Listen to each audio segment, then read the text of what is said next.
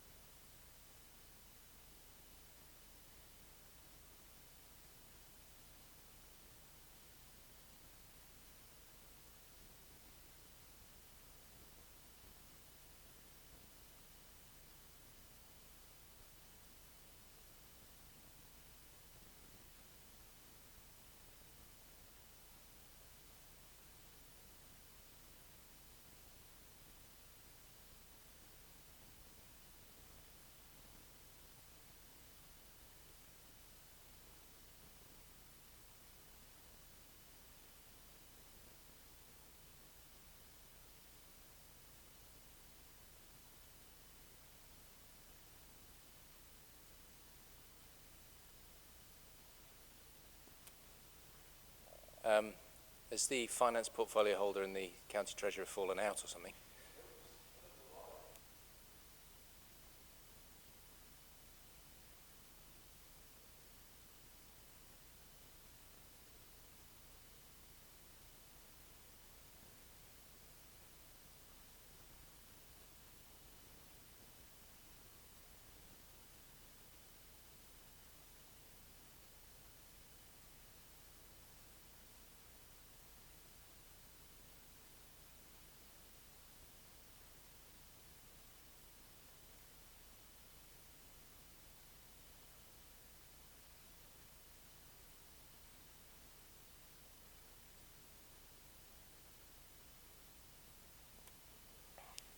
Good morning, ladies and gentlemen. Are we online? Yep, thank you very much. Good morning, ladies and gentlemen. Welcome to this, the inaugural meeting of the new term of Staffordshire County Council. This is the Cabinet meeting for Wednesday, the 16th of June, 2021. First item on the agenda is apologies for absence. Good morning, Leader. I'm not in receipt of any apologies for this morning. Thank you, Mr. Bradbury. Agenda item 2, are there any declarations of interest in accordance with Standing Order 16? For the record, there are nobody is indicating. Agenda item 3, decision notice of the meeting held on the 21st of June 2021. Can I have your agreement that those are appropriate? Thank you. Agenda item 4, Leaders Update. Ladies and gentlemen, our first meeting since the May election, and can I first welcome back 2 former members who have returned to Cabinet. Ian Parry, our new member for Finance and Resources, and Simon Tagg, who takes on Environment, Infrastructure and Climate Change portfolio. I know I speak on behalf of all Cabinet members when I say how delighted and honoured we are to continue leading this authority and the great county of Staffordshire. We are hugely ambitious for Staffordshire and determined to unlock the outstanding potential across our county and nationally valued centre of the UK. We want everyone in Staffordshire to have the opportunity to get a great education and keep learning throughout their life, to find a good, well-paid job and enjoy a healthy quality of life in our outstanding green surroundings. There is much to do over the next 4 years and real challenges ahead. But as we have seen over the last 15 months, we have a council brimming with talented, dedicated staff striving to do their best for people across the county. And we are working closer than ever with our public and private sector partners to make a real difference for our people. The greatest immediate challenge remains our ongoing response to and recovery from the coronavirus pandemic. The Prime Minister's announcement on Monday to delay the lifting of restrictions was not the news we wanted to hear, but it is a sensible step giving rising cases of the Delta variant across the county, and in particular locally in and around Leek. We have all sacrificed so much over the last year and a half, and we all need to do a bit more to stop the spread and make sure that when restrictions are finally lifted, there's no going back to them. So I urge people across Staffordshire to keep following the guidance, get tested regularly, and when it's your turn, book your vaccine as soon as you can. Ladies and gentlemen, a few other things I wanted to mention.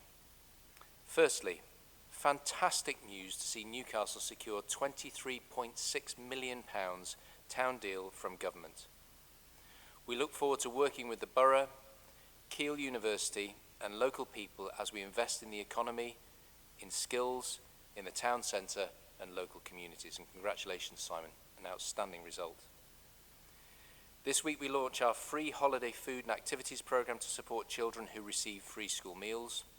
You'll see plenty of promotion and information in the coming weeks.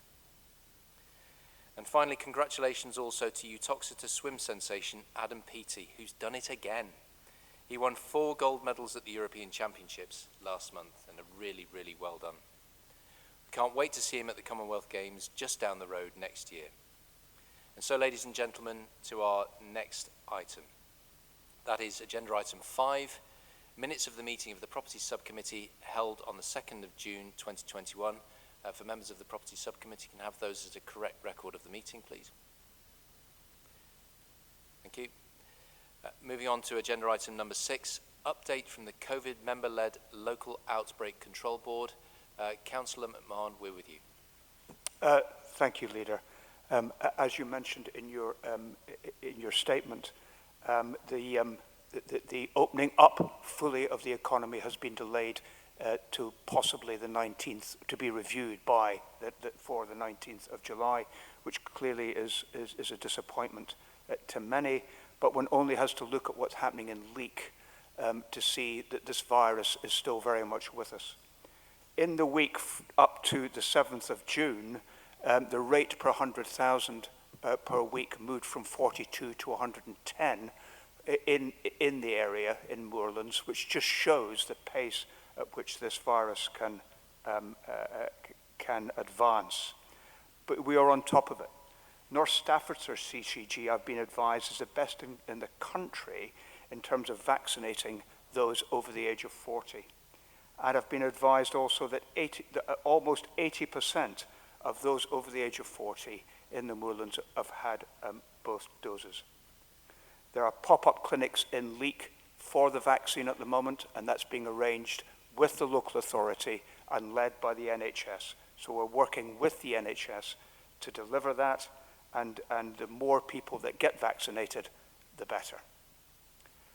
We are also in a position where, as you know, those over the age of 40 were asked to get their vaccine within 8 weeks of the first, not 12, as was originally the case.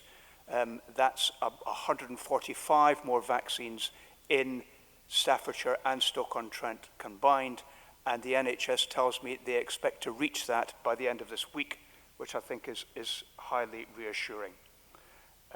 We're looking at walk-in vaccination clinics. It's now the case in Staffordshire that those over the age of 30 can book an appointment for over the age of 23, pardon me, can book an appointment for a vaccine. However, that's not the case in Leek and Cheadleton. You can be 18 and above and get a vaccine there because of the circumstances. Our COVID-19 defences are going to remain in place in the county until April of next year at the earliest.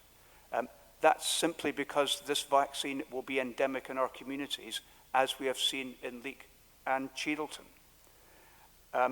The other bit about the vaccine, which I think is of interest, is that East Staffs, which is now doing very well in terms of its rates, there is still an issue about minority ethnic groups, and there's still 782 people in the Pakistani community who still need to be properly vaccinated, and they will have community pop-up vaccination sites on the 6th, the 19th, and the 31st of July.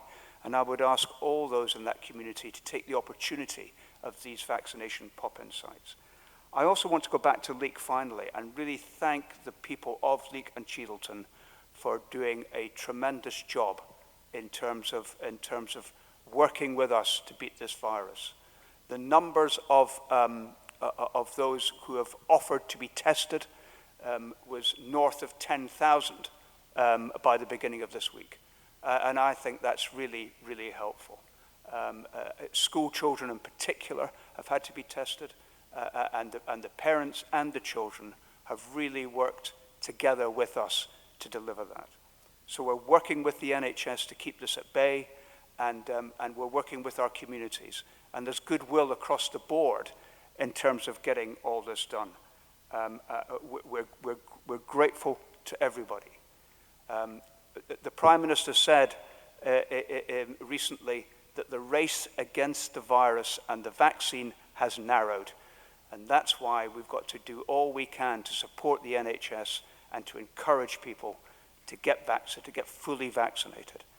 With this new variant, it is the case that you have to have both vaccines and wait a further 2 weeks before the immunity is fully conferred upon you. So we're not out the woods yet by any means, thus the delay, but things are going in the right direction. Thank you, Leader. Councillor DeVille and Councillor Price. Thank you, Chairman, and I thank Councillor McMahon for that report. And indeed, Johnny, thank you for the way that you've reacted to this, because we needed to react quickly in Leek and Cheadleton and the rest of the moorlands, and indeed across Staffordshire. And we did do. You'll be aware, Johnny, that I chaired a meeting on the first day that this emerged, and you attended that meeting, as did Councillor Charlotte Atkins. Key to this, Chairman, was that speed of response. And key to it also was the way that we worked in partnership to absolutely get onto this. It was a serious issue. We got onto it immediately. Tremendous response, Chairman, from the young people of the moorlands, I have to say. There's been and is a high level of conformance. There's a high level of people, young people, absolutely doing the right thing and absolutely looking after each other. What's clear, though, Johnny, absolutely clear, is that, yes, we're doing the right thing. Yes, in partnership, we jumped on this, and I think we've got this under control. But what's crystal clear is that there's no room for complacency whatsoever. And this damn virus can come in through the back door and bite you. So I would urge everyone in the moorlands across Staffordshire to carry on doing the right things, to carry on looking after each other, to enjoy England's continued success in the Euros, particularly against Scotland on Friday, we hope, to enjoy that, but to continue to look after each other and do the right thing, because no room for complacency whatsoever, is there? Thank you, Chairman. Thank you. And to Councillor McMahon, you can ignore that bit about Scotland. That was just an unnecessary component to it. Councillor Price. Thank you. I can't really add much more than that has been said, just to say that I'm extremely pleased with how proactive both Councillor McMahon and DeVille were, along with all partners in the Leek and Cheadleton area. And I'd just like to say thank you to those young people, school children within education, and their parents for making sure that they were absolutely on the ball, making sure that they were all vaccinated, and I believe we've had an excellent turnout on that as well, so that's really important. Obviously, it's still an ongoing situation at the moment, but I'm comfortable that's being managed well, and I think it's important as well just to say that I'd like to thank the educational cell of the COVID Outbreak Board team, because I know Becky, who leads that up, has worked tremendously hard to make sure that we've been very proactive and very fast in responding to this, so a thank you to them as well. Thank you. Councillor Parry. Thank you, Leader. My thoughts are really about the future, and we're hearing this week from national government scientists that we are going to learn to live with this virus forever, effectively. I just wonder whether Councillor McMahon could give us some indication of what he thinks that looks like for us here in Staffordshire in terms of what infrastructure might we need to put in place for things like booster jabs and other care needs or other responses that we might need to start thinking about and planning right now in order for us to effectively live with this in the future. Before I come back to Councillor McMahon to respond to that, any other questions or observations from Cabinet members? No. Councillor McMahon, if you could respond to the observations, please. If you look at the history of pandemics, it is the case that the viruses don't go away, but they become endemic in our communities. And we will see outbreaks of the virus over the coming months and possibly years where we have to act, and act quickly, as we're doing at the moment. The history of pandemics is such that the virus, although it remains in the community, becomes less virulent, and the illness becomes less over time. But that time scale we have no idea of. So the possibility of having a coronavirus jab every autumn, the way one has a flu jab, may well be a feature in the future. We just don't know. It won't go away. We just have to protect ourselves against it. The background to your question is, when will life return to normal? I wouldn't want to speculate, but we do know that, because history tells us with previous pandemics that we can, the thing does morph in such a way that it becomes less virulent, and we move on. And we now have the technology to deal with it through the vaccine. Thank you.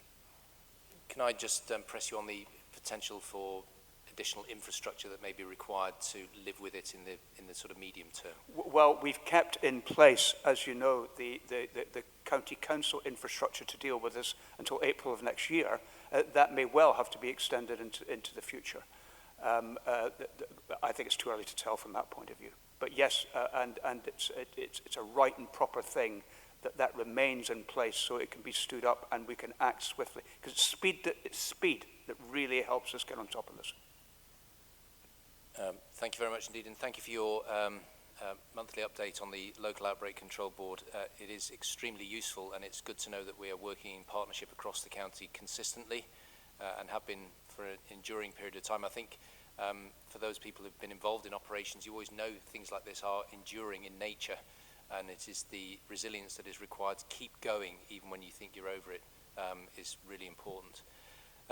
Moving on then to agenda item number 7. This is our now monthly update on Staffordshire Means Back to Business with the Deputy Leader and Cabinet Member for Economy and Skills, Councillor White. Thank you very much, Leader.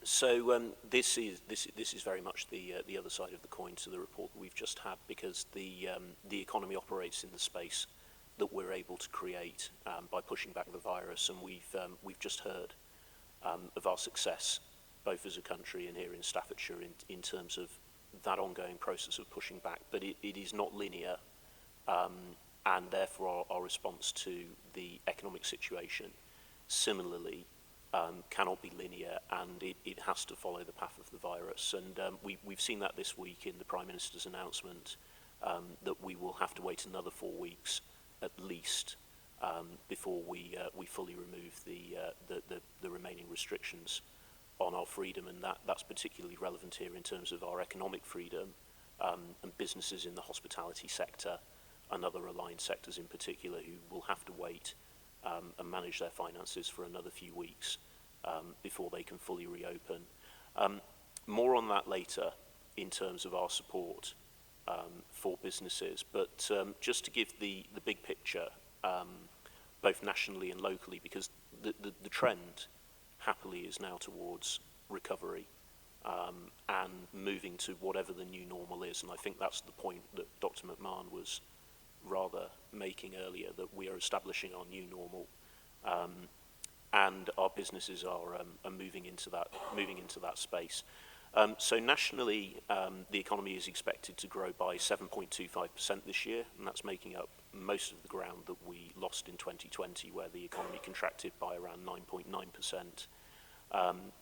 Unemployment's expected to peak later on this year when the furlough schemes are removed. Although interestingly, vacancy rates are already growing quite phenomenally, and there is an interesting question nationally and also here in Staffordshire about whether there is actually an issue more on the demand side than the supply side now, with more jobs potentially that we can fill, and therefore it's really important that we take a balanced approach in terms of how we do look at our support schemes and how we're delivering them. Here in Staffordshire, the picture is actually quite good versus the national. So our unemployment rate, the latest figures were announced yesterday.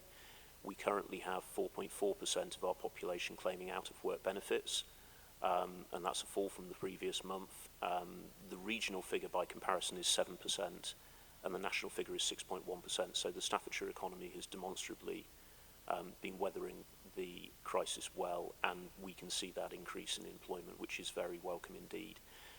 In terms of furlough, so perhaps delaying some of that unemployment, the peak level of furlough in Staffordshire was around 135,000 people within our workforce who were furloughed, and that was at the end of June 2020. If we turn the clock forward to April, which is the last month where we have figures, there are 40,500 people who are still furloughed within the county, which is equivalent to 11% of eligible workers. So we can see that figure has dropped by more than 2/3, which indicates that growth in economic activity. I mentioned vacancy rates nationally, and in Staffordshire between April and May, we had around 2,100 job vacancies. So there's an awful lot of demand out there in our economy. And in terms of the government support schemes, in Staffordshire we have about 16% of our businesses who are involved in those support schemes at the moment, compared to 19% nationally. So again, we're doing a little bit better than the average. I mentioned support, and it is important that support continues, and Staffordshire has worked really hard to do our bit in filling the gap between the national schemes, furlough we've mentioned being the most prominent of those, and also the local schemes that are being delivered at district and borough level, where a lot of the funding has been focused. But it's been important that we do our bit, and I can report back on some of the impact of some of those schemes now, which have been delivered through our Staffordshire Means Back to Business programme, which is a £5.5 million programme, so it's quite substantial in its own right. Of those, the Staffordshire Startup Loan Scheme was launched in December 2020 as a pilot scheme with £250,000 available initially to support local businesses. To date, we've had just shy of 200 businesses, startup businesses that have registered with the Startup Mentoring Scheme that forms a core part of that. And of those, we now have £28,000 worth of loans that have been agreed, and we have applications in the pipeline for several times that value. So that scheme is very much rolling. our Staffordshire to Thrive grants, which is another business support scheme, which again we're delivering in partnership with our districts and boroughs, has now committed £103,000 of funding to 24 businesses. Our Staffordshire Apprenticeship 500 initiative, which is intended to create an additional, surprise, surprise, 500 apprenticeship places within our county in small businesses, has received 179 expressions of interest. And from those, we now have 107 new apprenticeships that have been created within the county. I'm particularly pleased about that number. These schemes take a while to get rolling, but that's 107 people who are in work and in training towards highly skilled employment as a result of that scheme, again delivered with our district and borough partners. And two more that I'll mention are our nil cost training offer has received 300 expressions of interest. That's to allow businesses to fund training of existing staff in small and medium enterprises, and we have 129 grant applications, equating to around £200,000 of investment that have been approved there. And the final scheme I'll mention is Ignite, which is our startup scheme for young people who are leaving college. That programme was started earlier this year. It's working in partnership with our FE colleges, and we have around 300 learners who've registered for that already, and that scheme's only been up and running for a couple of months now. So we have a great deal of activity going on there. As I say, that fits in between the national support schemes and the schemes that districts and boroughs are delivering directly on their own. But as you can see, we're very much playing our part here in Staffordshire. Looking to the future a little bit, although there is an ongoing challenge with COVID-19, and we have to be mindful of ensuring that our support schemes are delivered effectively, we do need to start turning our minds to the future. And our Staffordshire Means Back to Business strategy was absolutely the right thing to put in place right at the start of the pandemic. I'm very proud of the fact that this county acted very early to have a thought-through approach to how we would work with partners to address the challenges that we knew the pandemic would bring. But we do need to look at what has changed over the course of the last 18 months and what we want to do to maximise the opportunities for Staffordshire businesses as we do move into that new normal. So we will be reviewing the Staffordshire Means Back to Business strategy, and we will be seeking to develop effectively the version 2 of that, to look at where we see our economy being right now and the opportunities that we will see going forwards. And that will be an iterative process over the next few years as we do settle into that new normal, but we will not be standing still. We will be reviewing that strategy. The final thing that I would just like to do is to pay tribute to our partners. In the government world, the partnership between national government, top-tier authorities such as Staffordshire and our districts and boroughs has been a really strong one. We've worked really well together to support businesses. But we've also worked extremely closely with other organisations, and there I'd highlight our local enterprise partnership, Stoke and Staffordshire Local Enterprise Partnership, our Chambers of Commerce and the Federation of Small Business, who've really played a strong part in this. And then finally, most importantly, our businesses and the people who work in them, who've worked incredibly hard and been incredibly adaptable and resilient, and are going to need to continue to demonstrate those qualities as we move, hopefully, through the final phases of the pandemic and into that new normal. But we will be there alongside them, working in the way that we have throughout to make sure that we're doing our part in supporting them. Thank you, Leader. Thank you very much indeed for that. That's a pretty comprehensive rundown of all the activity that's going on across the county. I'm delighted to hear the extent of our involvement in supporting our local economies. Councillor Tagg. Thank you, Leader, and thank you for your introductory remarks welcoming me to the Cabinet, and hopefully do the job you asked me to do, and it's a very exciting agenda I've got on the environment, infrastructure and climate change. Just on that report from the Deputy Leader, I think that's a really good comprehensive report, support everything he said. I think we're all disappointed that we you know, haven't got this Freedom Day on the 20, Freedom delayed, some are delayed perhaps, but again, some are not cancelled. I think we've got a lot to look forward to. And what I don't want to see is us going backwards, back into restrictions, back into lockdown. That's bad for business, bad for mental health, bad for social cohesion and everything. I think the support package, which we're supplementing locally, has been magnificent. I think, as you say, with the help of the districts and county working together, has really got put a support package in for businesses there. And you're quite right to look beyond this. We've got to start to look beyond now to the future. And it's an exciting time, I think, for businesses as they've adapted and changed and learned things through this pandemic that will help them through the future. I think lastly, just to say that partnership with central government, I think they've delivered for local government so we can deliver for our local communities. And that's been, you know, through the funding investment, through the support in all ways. We've had that from Robert Jenrick and his department. I think they've done really well to support us, and may that continue as long as we need it, and also as we look to the future. Thank you. Thank you very much. Councillor Jessel. Yes, thank you very much, Chairman.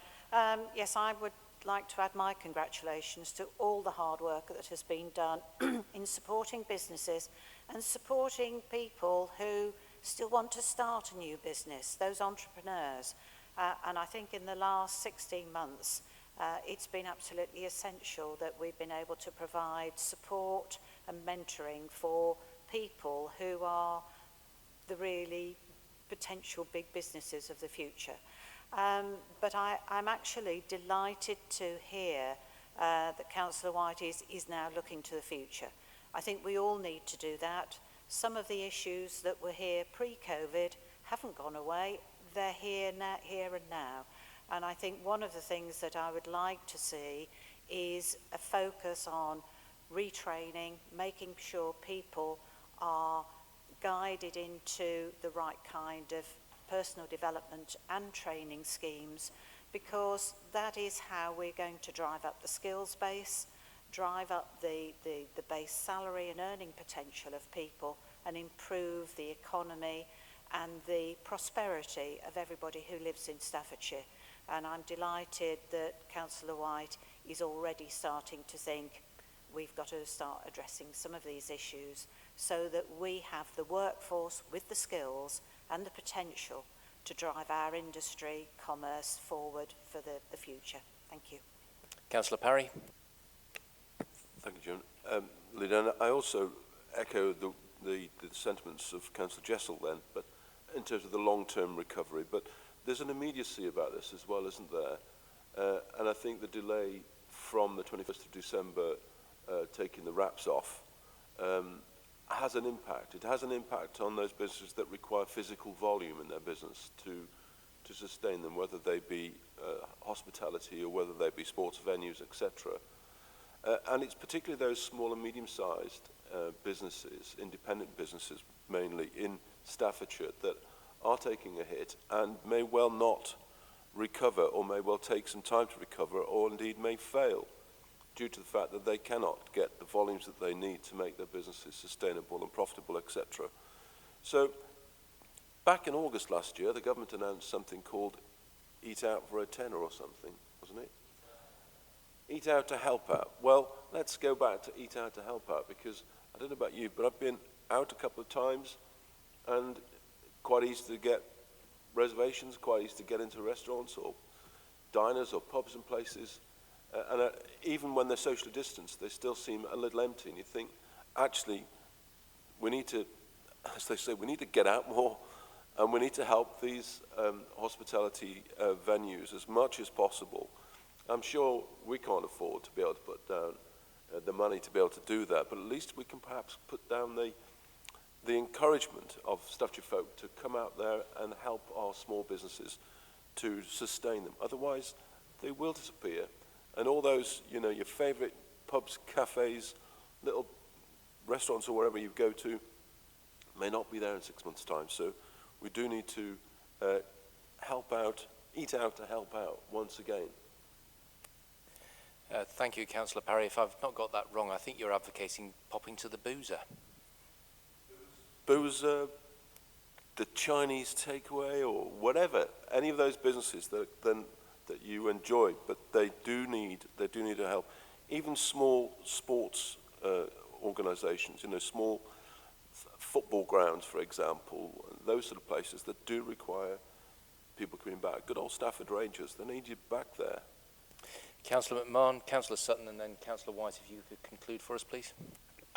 I agree entirely, but we're not just helping small businesses, we're helping ourselves, because we are social animals, and we've got to get back to doing what's natural to us, which is getting out there and living a life. Thank you.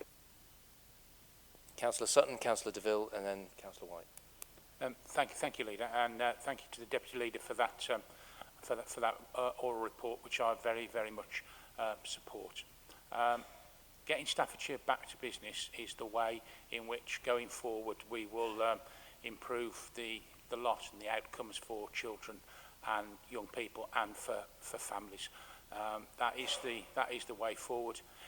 If children and families are going to benefit going forward, it is through getting Staffordshire back to business and people in good, stable jobs going forward, so that those outcomes, particularly for all children, are improved. Councillor DeVille. Leader, in declaring the necessary interests, I sincerely thank Mr Parry for his comments. He's right. I think we do need to get out, not only to regenerate the local economy, particularly the hospitality economy. It's great for our mental health, isn't it, to get out and mix. We're social animals, aren't we, Chairman? We need to get out. We need to get back to our previous way of life. Of course, always making the consideration that I don't think anything will be quite the same again. So no room for complacency. Carry on doing the right things, but yes, let's get out and support and enjoy the fantastic small businesses that we have in Staffordshire. And the programme that the Deputy Leader spoke about in depth, Chairman, has been fantastic and has indeed saved many local businesses. Very sadly, Leader, some local businesses, particularly in the hospitality sector, haven't survived and won't survive. This is just dreadful, so I think the next phase is to move into that recovery phase where we will continue to work very, very closely with Staffordshire businesses to help them during that recovery stage. So thank you, Philip, for a very in-depth and a very, very good update report. Thank you, Leader. Councillor White, if you could just conclude, please.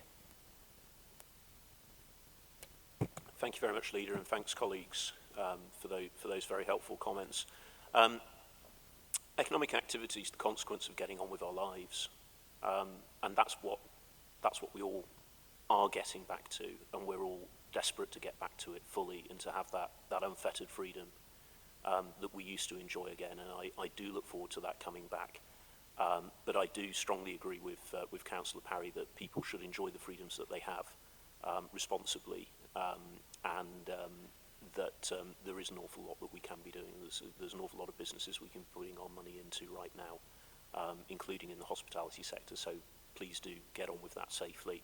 The challenges and the opportunities that we have are largely the same as they were before the pandemic. It's more the case that some of them have been accelerated, or they've been varied a little bit. And what we need to do is to review our strategy and to make sure that it's fit for purpose, to guard against any risk, but mostly to take those opportunities. And the key things amongst that are absolutely that we make sure that we have a highly skilled and highly paid workforce, so that people can enjoy the benefits of sustainable jobs, sustainable both economically and environmentally, and that we have more businesses that are generating those jobs. So by having more startup businesses that will become strong, small, medium, and who knows, some of them in the future, large businesses, and innovative businesses, so that they are moving forwards and that they have jobs that will last.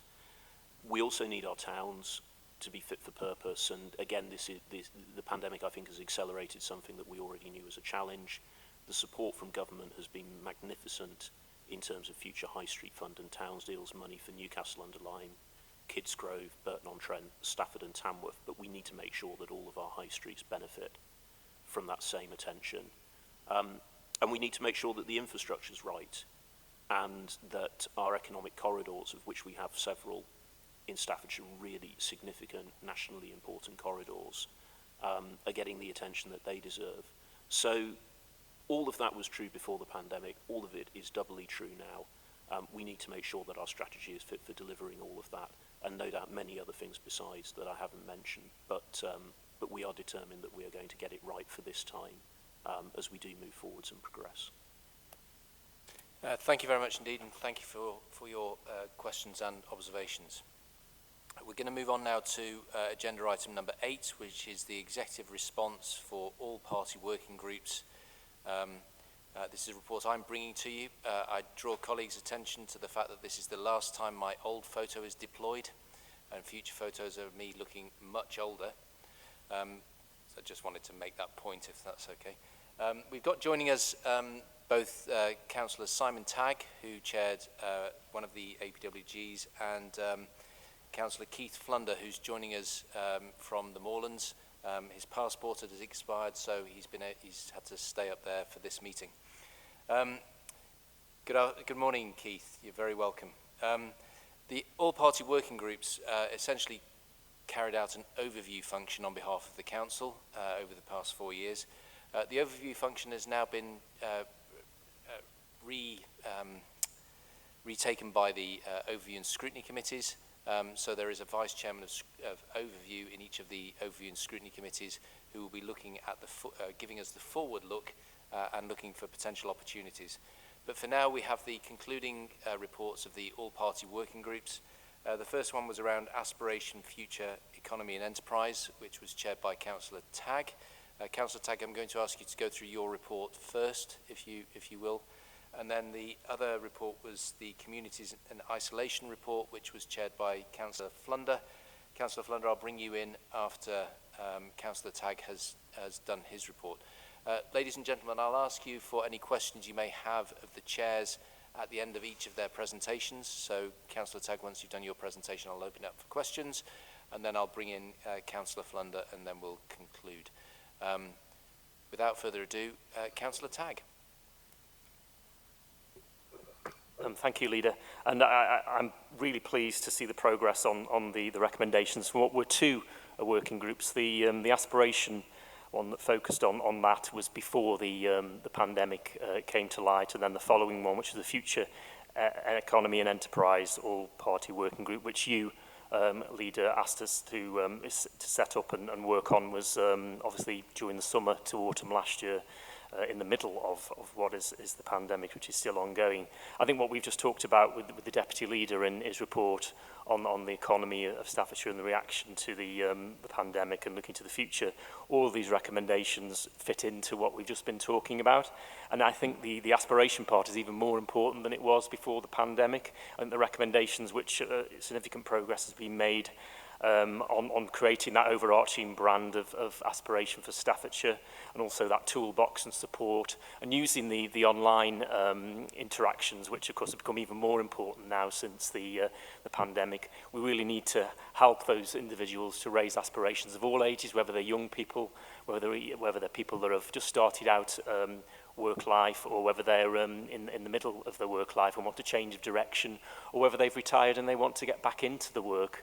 Whether that's part-time or whatever. Aspirations go throughout the life, and I think these recommendations reflect that, and the actions that have been taken are I'm very pleased with the work that's taken place. The second bit, relating to the working party activity and the future economy, progress we made on helping businesses to grow, both existing ones and also those entrepreneurs which we've got across the county.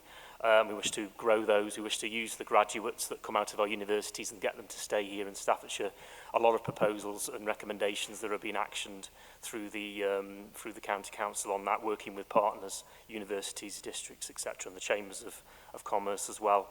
a branding need really, and to wrap all this up in an offer for Staffordshire, which has been taken forward, and using digital channels yet again, and making the most of those to get the message out there. The Staffordshire is open for business. The Staffordshire is here for the future of businesses and entrepreneurs, and that we want the county to be at the forefront of that. I think we focused on number 10 there, the focus on hospitality industry. Councillor DeVille, Deputy Leader, as well, has talked about that, and I think that's going to have to be a major work. It says here that recent work in the industry has revealed the challenges that are needed. We know that, some have been slightly delayed. Hospitality is key to time of year for them, and I think we need to think about how we can help hospitality moving forward as a number one priority.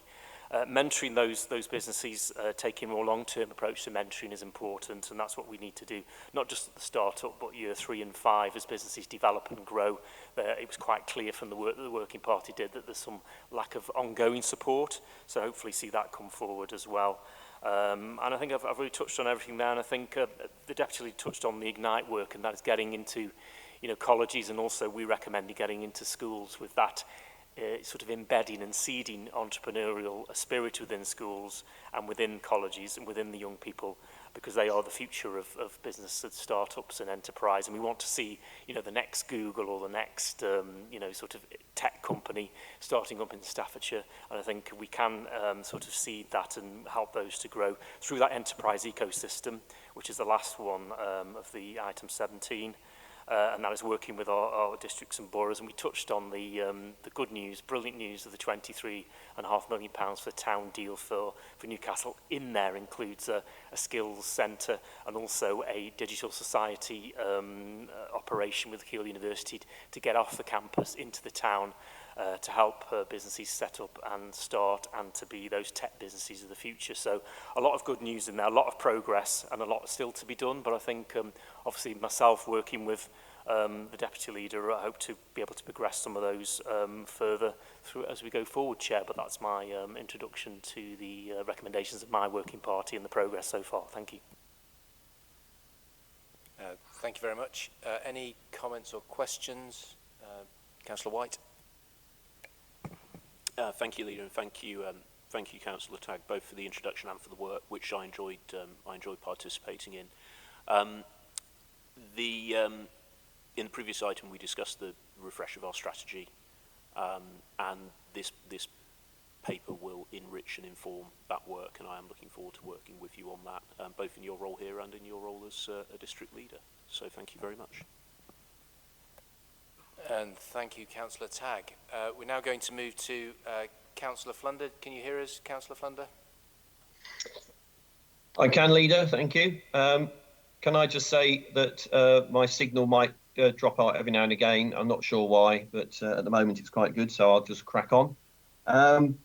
Firstly, thank you for allowing me to join you by Teams. I'm sure some of you know the reason potentially for that, and I've already thanked them for helping me out earlier on a week ago. Like Simon, my two reports, one was done just before we went into COVID, and just happened to finish that up just literally on I think the week before we went into lockdown, and then that was on the isolation of young people, and the second one was on the surge in volunteering and social action and how to maximise what we've managed to do as a community throughout the COVID pandemic. So I'm answering not just on my own behalf, but also on behalf of all those that took part throughout the all-party working group project, and providing some foundations for community support of those local residents and groups who hopefully from now on will be able to rebuild what they had in the past, and in fact, as we've all been saying this morning, into the future to actually build back better, I think was one of the phrases that everyone's been working on at the moment. I do think that all four of these all-party working groups are loosely linked with regard to the regeneration, small businesses and getting people back into employment and training, particularly digital training within the community, is all something that would also help on the aspirational side. So I do think there are some links between all these four reports. In terms of the responses to the second report first, I'm taking it the wrong way round, I know, but I'm fairly happy with all those responses and recommendations. I would like to point out, though, that I would like to have seen the community help point plan a little bit more advanced. I think that we need to coin the phrase, crack on with that a bit. Otherwise, we might miss the boat of trying to keep the volunteers who have put themselves forward and worked really hard throughout the pandemic. We might miss the opportunity of bringing those people who have helped out within the communities into the future, particularly in relation to the community help points. One observation, if you don't mind, I could make at the moment is perhaps the members, all the members, would be able to potentially look at the possibility of creating and supporting the establishment of community help points within their own communities. And that might then run more inside with the community fund, which has been mentioned within the reporting, is something that we all support. So I do think that there could be some work done there. In terms of the first report, which was done just before the pandemic, I must admit I'm slightly disappointed with all the responses we have. There's only 1 out of the 7 responses in relation to this report. And I do think that perhaps we could have done a little bit more with the idea of both internally and externally working with other organisations. We've obviously got the family improvement boards, the Safer, Stronger links and all the rest of it internally. And then the one thing that wasn't mentioned in some of the stuff, and I don't know whether it was because of the way the reports were written on my behalf, but certainly sports clubs, youth clubs, I do think we do need to look at re-establishing those and supporting all the activities for young people. We've already said they have been particularly hit by the fact that they are in a position to look at becoming more socially active at this time. And I think that there have been quite a lot of restrictions not to allow them to look after, if you like, their own mental health. And I do believe that we do perhaps need to look at being able to be a little bit more open in our approach and not to go back to the old bunkered approach in the past. So I think that we could, if possible, look at the idea of helping. The community support plans would be something that might well be something that we could also look at working with. And as already mentioned, working with schools, particularly with regard to environmental issues and projects. Certainly in my area that has helped. It's brought in parents, it's brought in other school children, and it's helped around the 20s plenty and everything else. So there's other spin-off, not just the idea of involving children within our communities. And I do think that's something that we could really work together on, and I'll come on to that in a moment. But I'd like to thank all the people, including all the people internally. I've mentioned some already, but also Skivvies and Support Staffordshire for all the support they've done in both projects. All the officers and the senior leadership team and all the cabinet members that you know who you are. And also my own support officers. I'd very much like to thank them for all the help they've done to produce these 2 reports and to produce the recommendations in front of you today. Overall, I hope that we can look at the training of volunteers. And I do like, and something that came out of all the reports, is the idea of not just signposting, which is what the phrases were certainly over 2 years ago, but also go into the idea of navigation. Actually try and put some more meat on the bones, as it were, for all the communities, so they feel far more involved than they are at the moment, and to help get members to create the community hubs, as I've mentioned earlier. Obviously, we have also looked at the idea of 3-tiered or tiered working. It's not always 3-tiered, I know. Working through things like the Staffordshire Parish Council Association, town councils, city councils and everything else, and to be able to look at outside bodies as well, not just look what we can see in front of us, but to look far into the future and look at what else we're doing. Partnership working is something that's already been mentioned as well, and the MPFT and everything else like that with the NHS heavily involved in schools, I hope, as well. So I do think there's lots of opportunities out there, and I'm really happy if need be. I know that I'm not around anymore at the moment, but I'd be very happy to work with any cabinet members and officers to improve any of these action plan points if anyone in the cabinet or anyone outside the cabinet believes it's worthwhile me doing so. And I'd just finally like to say thank you for allowing me to work in a cabinet support role over the last 5 years. and I hope that I'll be able to have some work over future years. And thank you very much. Any questions? Thank you. Councillor Sutton. Thank you, Leader, and my apologies because I failed miserably in my attempts to gain your attention for Mr. Tagg's presentation. So I'm going to link my my response to Keith's to Simon's as well. I wanted to speak initially about the themes that around aspiration that were in Mr. Tagg's report, particularly around aspiration in early years, that in itself links to the next, in my view, to the next two themes, and that's around young people and adults. Because if we're able to assist in helping in getting that aspiration during that early years right, then that will help to set the stage for aspirations throughout school life and then into adulthood. And that links as well to what Mr. Flunder spoke about, and that was the family improvement boards, one of which there are in each of the districts that feed into the early years advisory board that I chair on a county basis, that looks at a whole spectrum of things around early years, but aspiration is a really important one. And if there is one area in there that we can concentrate on around aspiration, my vote would be to do it in early years. Mr. Flunder mentioned community health points, and I think that's a really good way forward, and particularly the opportunity for many of our community managed libraries to become those community help points going forward. So thank you, Leader, thank you very much, and thank you to both Mr. Tagg and Mr. Flunder for their work. Councillor McMahon, then Councillor Wilson.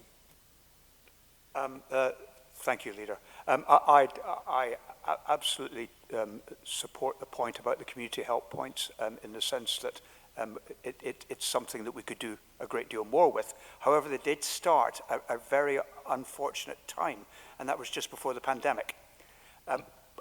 So that's why it may not have been as forthcoming in its results as Councillor Flunder would have hoped.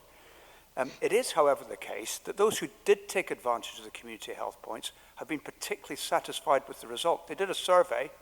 A third of those who used the community health points responded to the survey, and 85% were very satisfied.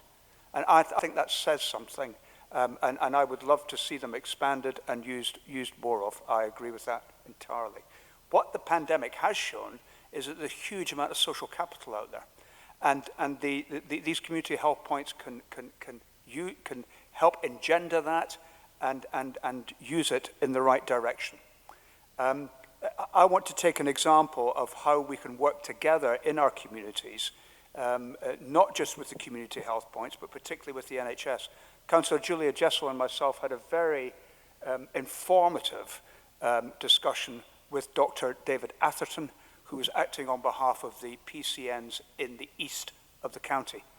And it is clear that, that the will and the appetite in the primary care community to really deliver for us in the community in terms of mental health, in terms of isolation, in terms of physical health and mobility, by engaging with the voluntary sector and the community sector through the PCNs was absolutely there, and I think that Councillor Flunder's reservations we hear, but we have solutions to them. In terms of schools, I think it's really interesting because it's not just about the early years. It's about many of us here are parents, and we know that children have a huge impact in terms of other generations. The number of children who, when they heard about smoking at school, went home and pulled the cigarette out of their parents' mouths is 30, 40 years ago, and had a material impact in the smoking campaign, I think tells us something. and we can use, we want to encourage children to be aspirational. We want to encourage children to live a healthy life. But that isn't the end of it. In itself, it will influence the parents' generations and grandparents' generations. Thank you, Leader. Councillor Wilson. Thank you. I'd like to echo most of the points there that were made by Councillor McMahon, and to reiterate to Councillor Flunder that yes, we do want to maximise the usage of the community help points. We have to remember that a lot of the people working in those are volunteers, and obviously we have to keep them as safe as we possibly can in the circumstances, obviously with the pandemic just kicking in at the very worst moment it could. Yes, we are working with the SPCA and parish councils to maximise what can be done at grassroots level, because those are the people who know where the need is felt most. We're also working with leisure groups such as Burton Albion, Tamworth CIC and various other community groups so that we can maximise what happens in our communities. Next week, I'm launching the Community Fund, which will be for members to determine worthy causes to get things back on track with regards to sort of voluntary groups meeting in libraries and meeting in for health purposes and social activity and leisure. So that's going to be fantastic. And last night, we, in South Staffs at least, and I know this has been going on around the county, but we had the Star Awards, which really highlighted the work that the volunteer groups are doing. And some of the work that the people are doing out there in the community is absolutely amazing, and we need to continue with that.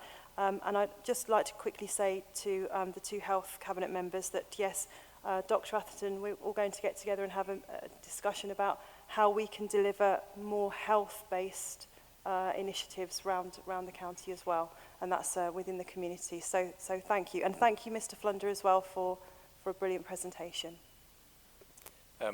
Before I hand over to Councillor Jessel, I just wanted to make mention of Lee Bates, who's the Tamworth CIC lead. Lee was recognised in the Queen's Birthday Honours List.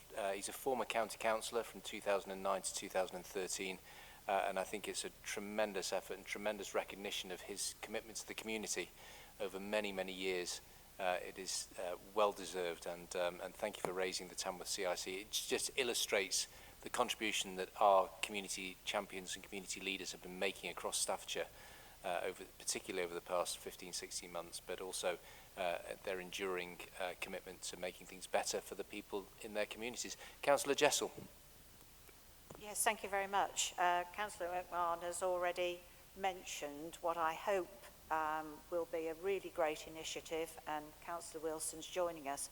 And I think with the discussions with the NHS, what became so apparent is that they don't really understand what we're doing, and what we're going to try and do is make sure we come out of our silos, because I think collectively, through the supportive communities, and I think they're calling them compassionate communities, we can achieve an awful lot.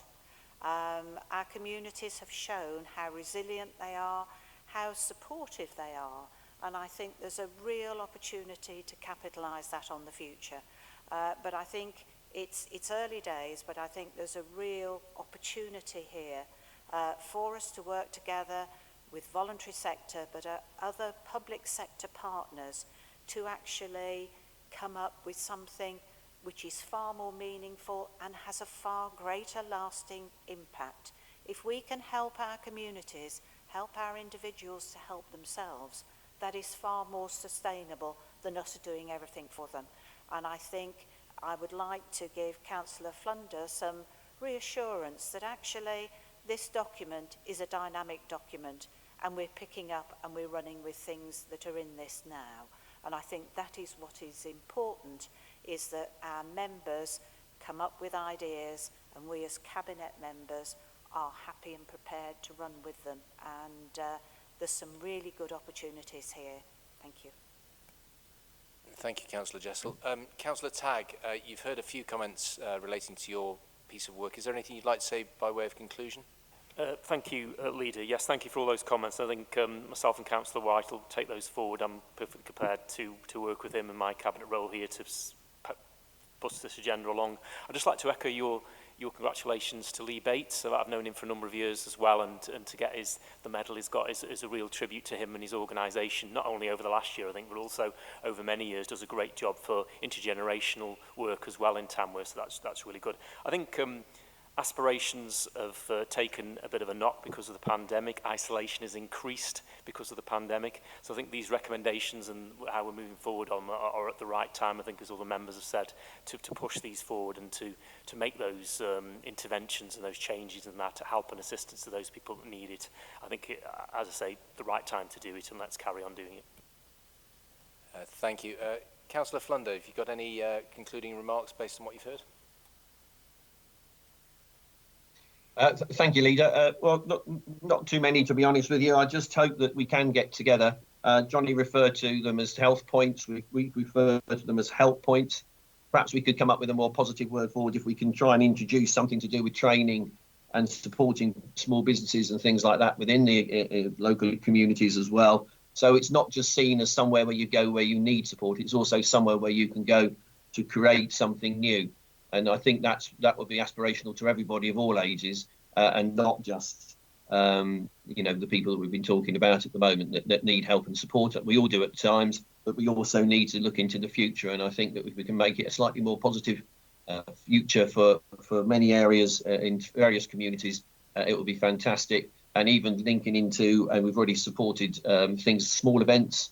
Some parish councils are trying to get fetes and fairs and all these other things up and running. And I'm sure that will help community spirit as well as looking at business opportunities, etc., etc. So that was it, really. I really hope that we can do something with the communities over the coming years. And thank you for all your kind comments this morning. Thank you. Thank you, Councillor Tagg. Thank you, Councillor Flunder. If you could just turn your mic off, Councillor Flunder, please. Thank you. The recommendation that Cabinet receives and considers the initial executive responses of portfolio holders to the all-party working group recommendations as attached. I move the recommendation. All those in favour? Any against? Any abstentions? It is so moved. Moving on then to the next agenda item, which is the final financial outturn for 2020-21. This is a joint report between myself and Councillor Parry with the new photographs.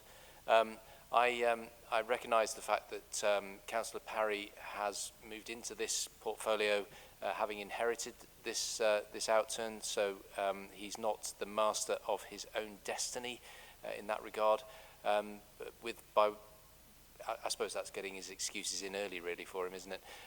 But I will now hand over to Councillor Parry to take you through the report. Councillor Parry. Thank you, Leader. And if I make one request, could I have my old photograph back, please, of 10 years ago? Yes, this is, if you like, our year-end report that I'm officially presenting to you this morning, and this is not, as you say, quite rightly, this is not, it may have my name on it now, but I was not responsible for it at the time. That is not mitigating circumstances, because I think there's a tremendous success story in this report this morning. It does cover the 2021 period for this council's finances, and therefore it covers our darkest hours, if you like, of the pandemic. And what that says is that this tells a story. This is no ordinary year end. It has been no ordinary year. The pandemic, of course, presented massive challenges to the population of Staffordshire, to the businesses of Staffordshire, the economy of Staffordshire, to the health of Staffordshire residents, in all sorts of ways. But it presented enormously complex challenges to this council in order for this council to respond, to help to protect and support the residents of this county.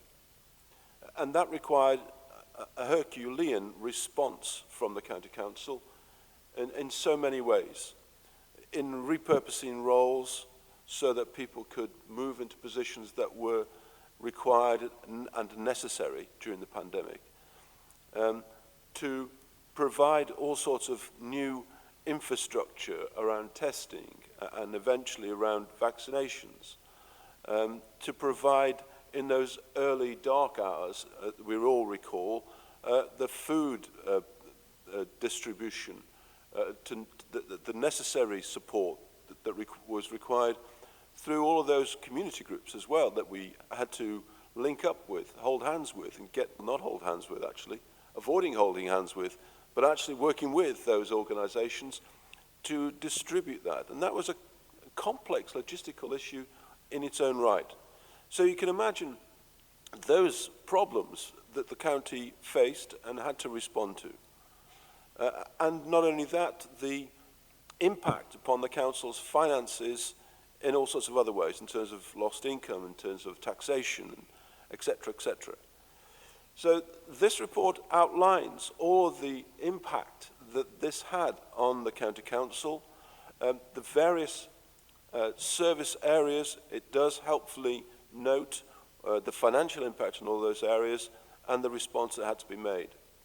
Fortunately, central government also acted swiftly in providing over £100 million, £110 million worth of additional funding for the county council to respond to some of these needs and to help out where absolutely it was necessary.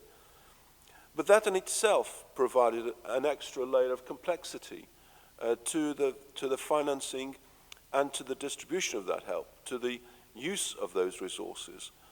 This could have really rocked the county council.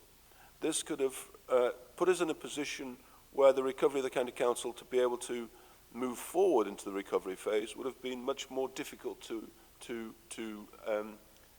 happen. It would have and could have affected the capacity and capability of the county council for years to come. Fortunately, and at this stage I would like to pay tribute to my office colleague Rob Salmon and his team. The complex maths that was involved in all of this budgetary control has been outstanding, to the point where you see the final outcome of this year was less than 0.5% outside of budget and resulted in a small surplus. That is no mean feat. That required robust financial controls.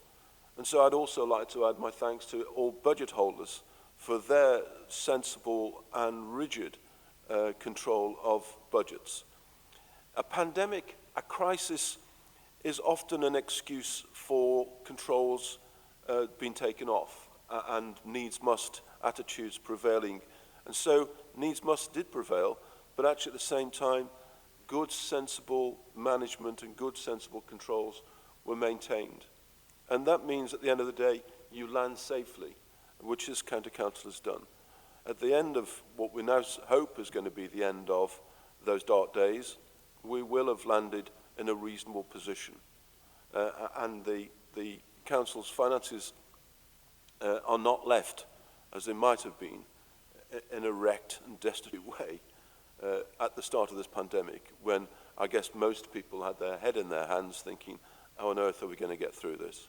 And of course, there's tremendous tribute at some point, and I know you, Leader, will want to lead on this. There's a tremendous debt of gratitude that we owe to all of the staff of this council, working with volunteers, working with community organisations to actually get this council through that very, very difficult period. And not just this county council, because really at the end of the day, we don't matter. What matters is we are capable of helping the residents out there to get through these challenges, which it did. So that doesn't sound like a financial report, but it is a financial report of the year end of that last year, which is an extraordinary year. As I say, the report goes through in more detail where overspends have been met and how they've been met, where the impact has been most severely felt, and you can imagine that was mostly in the care sectors, whether that be adult care, public health, or children and families, you can imagine that's where our concerns rested and where the focus of response and support was targeted. But at the end of the day, Leader, there was an extra, almost just short of 50 million, around 46 million pounds worth of additional costs, lost income and other pressures that were there facing the County Council. But on top of that, of course, the 110 million pounds that came in helped to arrest that and also to support the additional pressures on all sorts of areas, such as the containment of the outbreak, the testing, the food parcels, etc., etc. So overall, I think we can be immensely satisfied and indeed proud of the result that has been delivered and the year-end report that we're able to present to you, Cabinet, this morning. And finally, I have to put to you some recommendations, which are that, first of all, that you note the outturn, and secondly, that the Cabinet approve a request for £591,000 to be carried forward from the health and social care underspend for future commitments, which are outlined in more detail in the report, and that Cabinet members approve the capital finance requirements set out in Appendix 3 also. And on that point, I failed to mention, and I intended to mention, the incredible result that we've had in terms of the capital programme this year, not only in the teeth of pandemic, but we're able to deliver £120 million worth of capital projects within year, so that those essential projects around infrastructure, schools and education, etc., were able to be maintained largely, not totally unaffected, but largely unaffected in the sense that they were still delivered. So a huge capital programme delivered within all of those challenges that we've already outlined and we all know so well. So thank you very much indeed, Leader. Thank you, Councillor Parry, and thank you for reminding us of the previous year. It doesn't matter how long you've been a councillor for, you will have never encountered a year like the one we've had, and you will have never had to face, as individuals or politicians, the challenges that you've faced during that year. On the 19th of March 2020, I stood in this chamber before full council to deliver a speech about the forthcoming challenge of the pandemic. And it was the strangest speech I've ever delivered in this chamber, indeed, or in any chamber. You could have heard a pin drop for the 10 minutes that I was on my feet. And indeed, the traffic lights were switched off in recognition of the importance of the speech that was being delivered.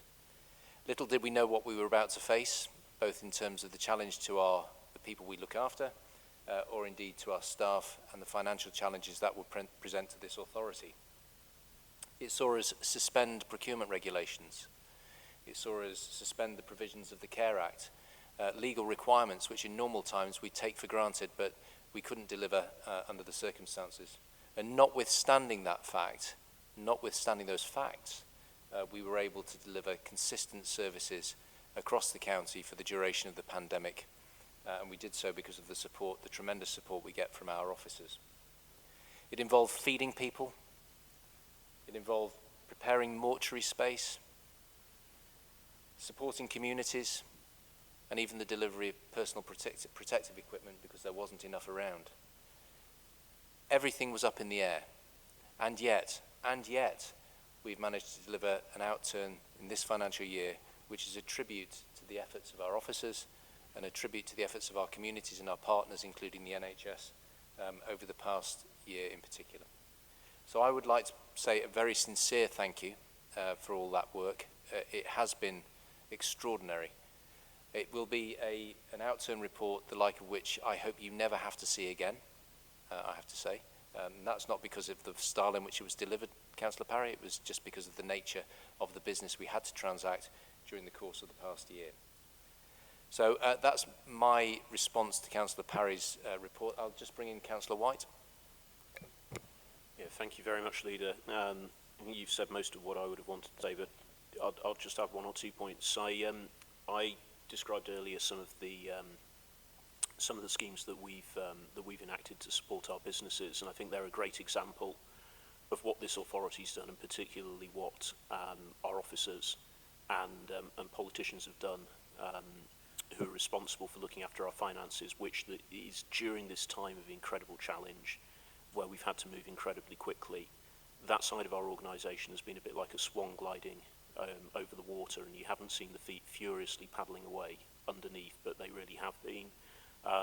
And I'll just name a couple of people. Councillor Parry took over from Councillor Mike Sutherland as the finance portfolio holder. Mike was fantastic in terms of making sure that we were all appropriately challenged in terms of how we wanted to spend both that money from central government, but also the money we raised directly here in council tax. And Rob Salmon and his team, the professional team that underpinned that, did the same. And we have looked after our taxpayers' money very well, while spending it at a heck of a rate on the things that we needed to make sure that things worked during the pandemic. So thank you enormously to them for doing that so very well. We're moving into a new period now, and that's going to be about spending that money wisely to make sure that the recovery beds in all respects in our lives, not just the economic recovery that I described. And I know that you'll apply the same diligence and fleetness of foot to that, and thank you very much. Councillor Jessel, Councillor McMahon. Thank you very much. I'd like to endorse the thanks to Councillor Mike Sutherland for his work during this period of time. And again, thank all those concerned, staff particularly, because it has been an extremely turbulent year. And we've come out in terms of the finances in an amazingly strong position. You know, there have been savings, there have been some overspends, a little bit of swings and roundabouts, but overall, I think the overall result has been tremendous and is a testament to all the hard work that's been done, because at the end of the day, the authority has still had to start, continue delivering its savings plans and continues to do so. So with all the additional work of the pandemic, with the work that the staff have done in volunteering their time as well, I think this is a tremendous result. And some of the underspends have been because people haven't accessed our services. If I can, some of the underspends are in the sexual health and drugs and alcohol service because people haven't accessed them. And I hope people will now have the confidence to use those services when they're needed, because it is important. It's part of getting back to normal life that people do feel that actually it's now safe to do so. So congratulations to Councillor Parry, and I'm sure he'll continue in that vein. But there's a lot of hard work still to do. Councillor McMahon, Councillor DeVille. Thank you, Leader. I would just like to echo my thanks to all the officers, but particularly those who work under Dr. Harling in adult social care. The work has been exemplary. The way that we have dealt with this is due to speed. We've been noted to be particularly good at dealing with this pandemic because of the speed of our response, and that speed of our response is due to the dynamism and the will of the officers to do that extra mile for us, and we're hugely grateful for that. The money speaks for itself. We've managed to do our best during the pandemic to support our communities, but we've done it within budget, and that shows huge commitment by all directorates and everybody. I would draw your attention just briefly to the second item that you're asked to recommend, and that's the request for 591 million to be carried forward from the health and care underspend for the future commitments. And I would echo Councillor Jessel's point about the fact that there's that a lot of this is due to the fact that people haven't come forward for help in the way that they would normally. It is also the case that the home care market did a significant spike and then settled, but the care home market is still not as robust and not what we would normally expect pre-pandemic in terms of vacancies and people wanting to go into care homes late in the autumn of their lives. And that brings to me what the future looks like. We just don't know. The post-pandemic future for adult social care is particularly uncertain, and that's why that recommendation is so important. Thank you. Councillor DeVille, and then Councillor Parry, if you could conclude for us, please. Yeah, thank you, Leader. I indeed thank Mr. Parry for an extremely comprehensive and extremely detailed financial report.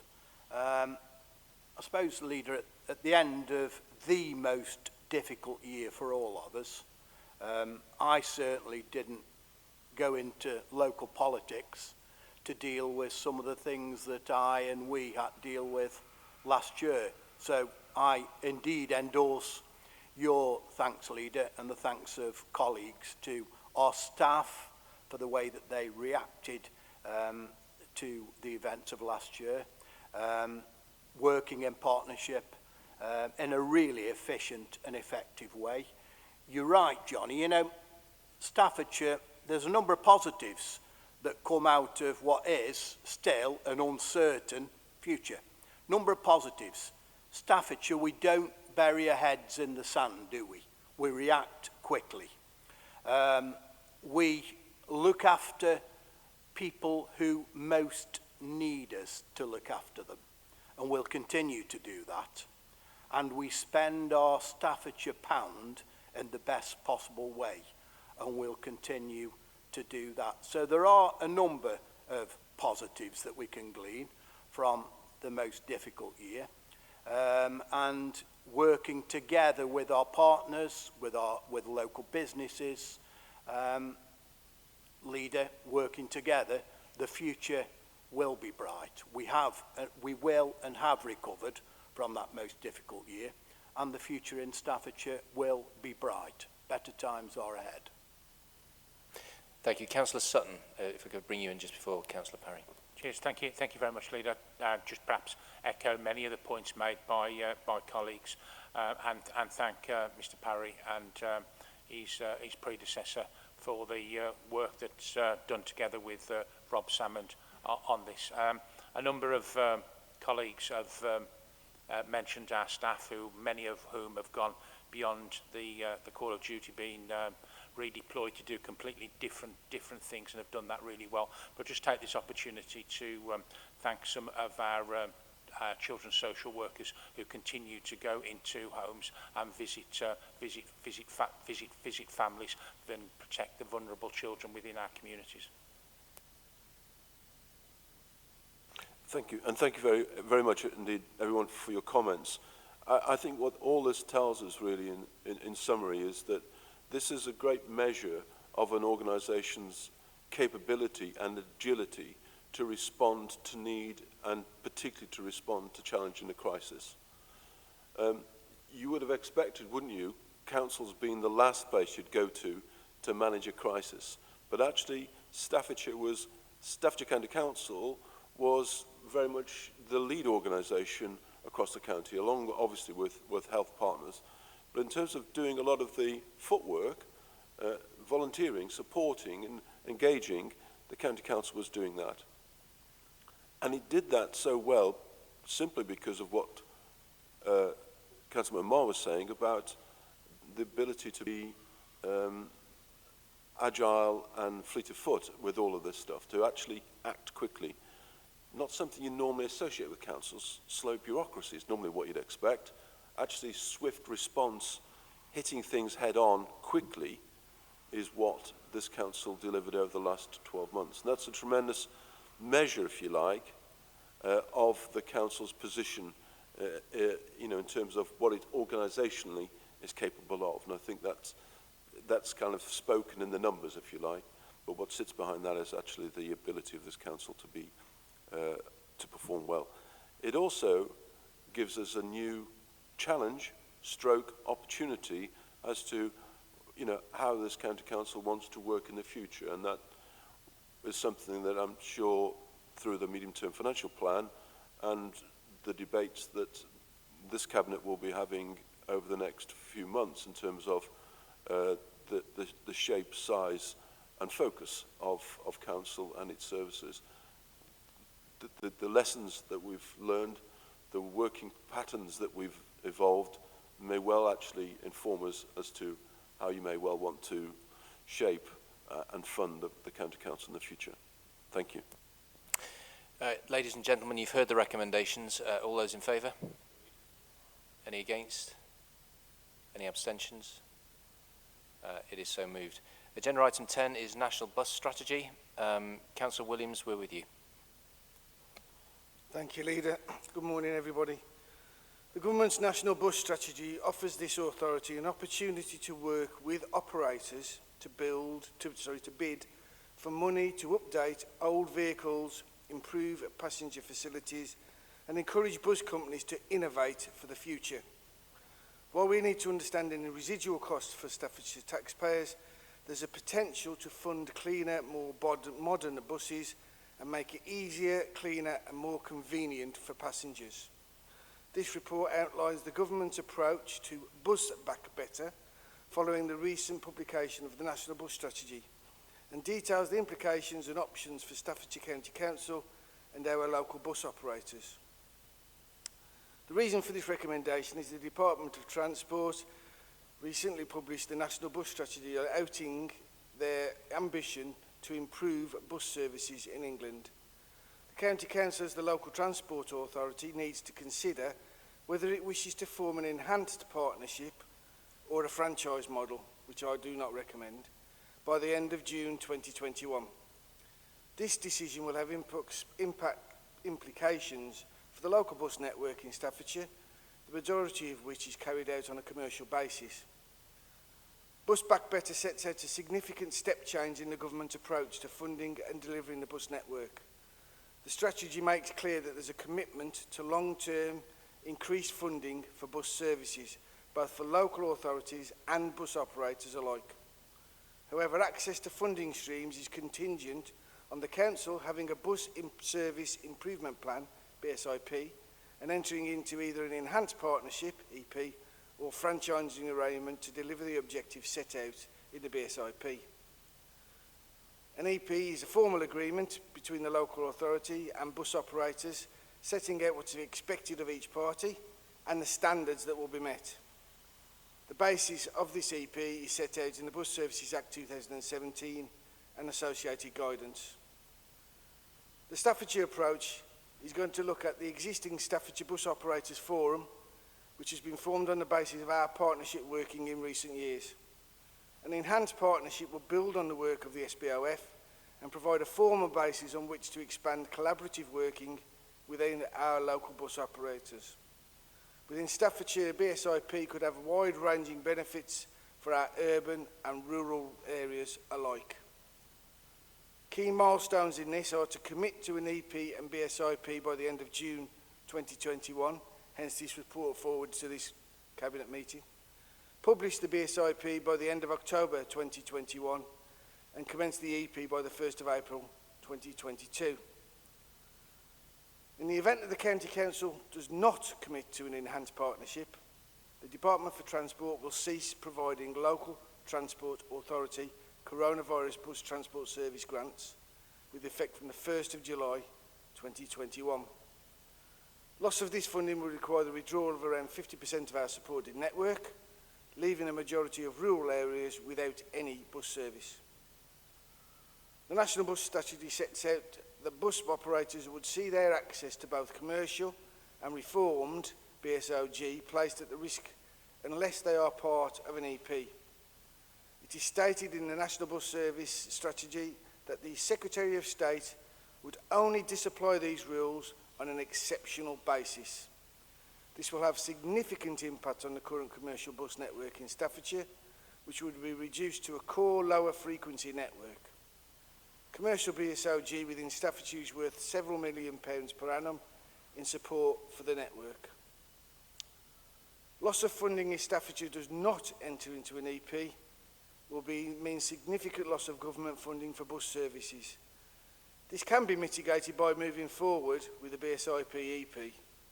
Loss of funding would result in having all of our supported bus network funding withdrawn, leaving most rural areas without any bus service, and around a third of the commercial network would also be placed at risk. The conclusion is that the County Council producing a BSAP and EP offers a great opportunity for Staffordshire. Improving the bus network could play an important role in delivering our key priorities, including access to employment and key services, town centre regeneration, and contributing towards our carbon zero initiative. Therefore, I recommend that Cabinet A confirm whether they want to commit to developing an enhanced partnership as outlined within the National Bus Strategy. B, note additional capacity funding of £100,000 has been received to date, and further capacity funding is expected to be announced following our confirmation of the intention to work towards an EP. Note C, note the implications for the local bus network in Staffordshire should it be decided not to develop an EP. And D, note that the potential impact on the DFT funding opportunities, not public transport related, should it be decided not to develop an EP. Also remind members that bus services are a large employer within the county. This will have an impact on what we can do towards our environmental emergency that we've declared. And also I'd just like to outline the fact that it will be up to the bus operators to look for the innovations. It will be for the County Council mostly to have a look at what they are offering and then determine whether that funding should be continued on and supported. Thank you, Leader. Thank you, Councillor Williams. I think your last point is the most important, okay, in many respects. We don't run buses. The bus operators run buses, and this provides those bus operators with an opportunity to innovate. It also provides them with an opportunity to get more customers onto the buses, because ultimately, customers cover the costs of running the service and generate the profits which allow them to continue to deliver. We've asked for this to be brought to Cabinet at short notice because it's a very important item and it's been brought forward by government very, very quickly. And I certainly don't like the sense that this authority is being bounced into making decisions without the Council, Cabinet being consulted on those decisions. I would observe that the National Bus Strategy for England, to my mind, doesn't feel like a National Bus Strategy for England. It feels like a bus strategy for parts of England, which is probably quite highly populated, that can sustain bus transport. This is a very rural shire county, and the circumstances we find ourselves in are different to many of those that are envisaged by, I suspect, the authors of the National Bus Strategy, if I wasn't being too cynical about it. So therefore, I'd like to from this point, issue a plea to people not to have their expectations raised too high about what the National Bus Strategy can do to deliver in your area, in a very, very rural shire county. What we hope is that it allows bus operators to innovate. It allows that innovation to lead to sustainability of services because more people are using them, and therefore that's how it will manifest itself in the county of Staffordshire. So I thank you for bringing the report. It's an important report. Do I have any comments in addition to the ones I've made, or can we just move to the recommendations? Councillor Tagg. Just to support what you said there, Lead, and also what Councillor Williams has said, I think there's an opportunity in this as well, but I just emphasise, that we do not provide bus services and we shouldn't be in that space. That is for the private operators, and we should be supporting them through things like this enhanced partnership. And just to emphasise what Councillor Williams said about the environmental sustainable wins that could come out of this through a sustainable bus infrastructure, through obviously the move to electric as well, which will be a massive saving on carbon for us as well. So I think we should go forward with this, but on the basis of what you said, Leader, and what Councillor Williams has said, and get some wins for Staffordshire, particularly as we are a mainly rural county as well. Councillor White. Yep, thank you, Leader, and thank you, Councillor Williams, for bringing this forward at extremely short notice. And I would echo the leader's point about this, this strategy and the timescales for us to take this through our due process. We're incredibly short, and too short, really, but we've managed to get here by the skin of our teeth. We don't run buses. We do, however, want to support our bus operators in innovating, and particularly in making sure that the routes we already have are sustainable. We do that by trying to get more passengers onto those buses.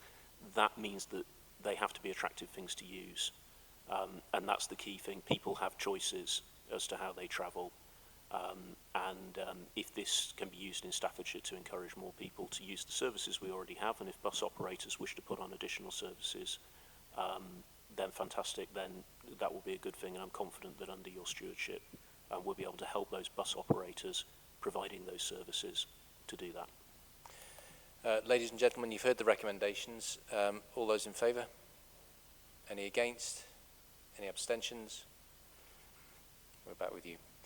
Agenda item 11 is decisions taken by Cabinet members under delegated powers. The recommendation is that the decisions taken by Cabinet members under delegated powers, as detailed in paragraph 3 below, are noted, and those delegated decisions are from the Cabinet member for Children and Young People in approving a proposal for the usage of the additional income from the COVID-19 Winter Grant Scheme. Again, this time from the Cabinet member for Finance and Resources in approving the implementation and commencement of a new bespoke apprentice pay structure for all apprentices recruited into Staffordshire County Council. From the Cabinet member for Children and Young People in approving the proposals in respect of the delivery of the Department for Education's Holiday Activities and Food HAF programme during summer 2021. And then again from the Cabinet member for Children and Young People in approving proposals for the... That's a repeat. Is it a repeat or is it the same thing second time round? It's a different one, similar type of thing. Okay, if I don't read it out, I'll get in trouble from Mr. Bradbury. In approving proposals for the usage of the additional income from COVID-19 local support grants. They are the Cabinet member delegated decisions for your noting. Councillor Sutton. Yeah, just if okay with you, Leader. 3 out of those 4 decisions are delegated decisions by myself. 1 for the holiday activities and food, and 2 for the COVID locality winter grants. And I just wanted to take this opportunity to bring members briefly up to speed with those two items. The holiday activities and food. Staffordshire are working with businesses, the voluntary sector, and the community sector and schools to develop a local approach to the Department of Environment Holiday Activities and Food programme. For summer, a grant scheme has been developed to enable people to offer subsidised places and or dedicated sessions for children who are eligible to free school meals. We are still in the process of moderating the bids that have been received, and to date 2,442 places per day for 4 days and for 4 hours for 4 weeks will be available. This is a total of almost 40,000 sessions that will be available across the county. There are some areas that have received a higher number of applications, such as Newcastle and the Moorlands, and other areas where the number of applications is low, including Cannock. We are now working with partners to try and increase places in these areas to enable better accessibility across the county. This has included working with schools and out-of-school clubs across Staffordshire. Additionally, Staffordshire has been selected to take part in a national evaluation of the scheme. A county-wide campaign is underway to promote the availability of the programme and will continue over the summer.